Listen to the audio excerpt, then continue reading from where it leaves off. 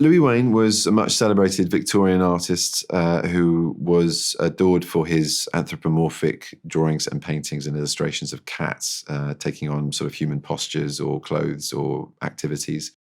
You feel a real overbearing sense of responsibility sometimes, especially with a character who not many people know about. I don't think it's safe to say that. He's more known for his work than his life story. I was drawn to him because of his artistry, because I didn't know anything about him either. I came to this fresh, and I found him incredibly persuasive in a very gentle way. And the fact that he was so talented and lived through so much tragedy and was so loved and revered by many generations, a whole generation of young people of every quarter of society during his time, and casually forgotten about and then reinvigorated once he was rediscovered by his fans in the pauper house, in the mental asylum that he ended up in. I found the whole journey just extraordinary, and to be able to play someone from such a young age to final moments of his life was a big draw.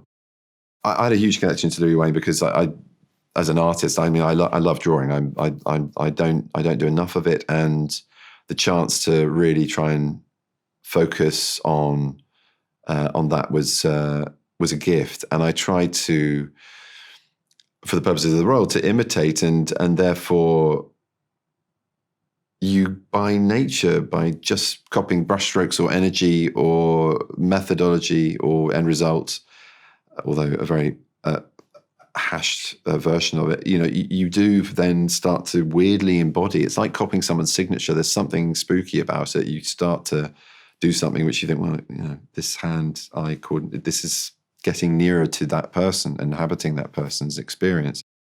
It's a love story, and it tackles huge issues of the time, sociological ones and politics a little bit, but mainly, mental health. But at the center of it, there's this incredible love story.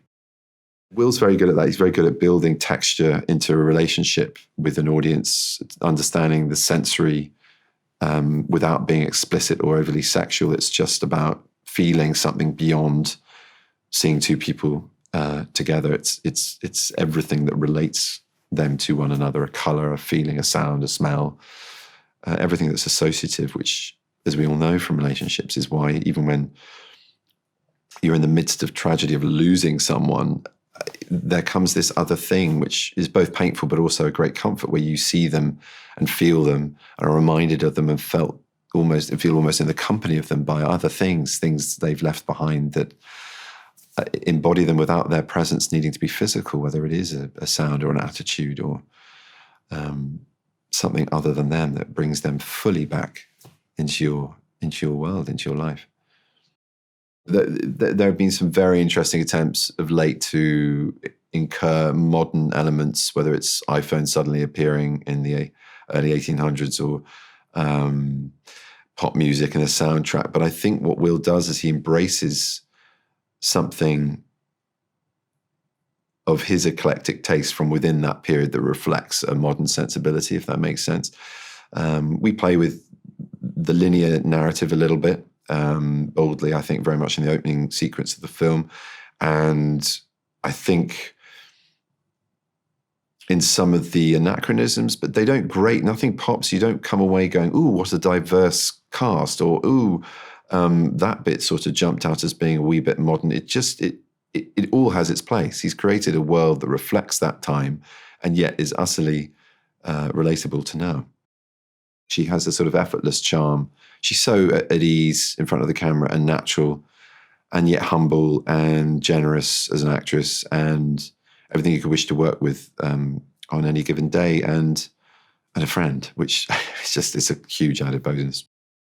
Caroline is played by Andrea Riseborough, who has the onerous task of being the matriarch, trying to hold it all together with Louis' chaotic idea of how to earn money and his missteps in life and all the sort of social pressures on that household.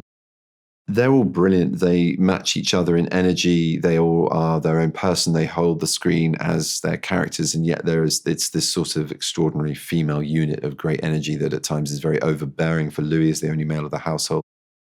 Cats are great. And I think it's a celebration of them as much as it is Louis Wayne and what he did, which is domesticate the cat, which was seen as vermin, one up from the mice they were used to catch. And literally bags of cats were thrown in the Thames. That was the cliche and the truth. And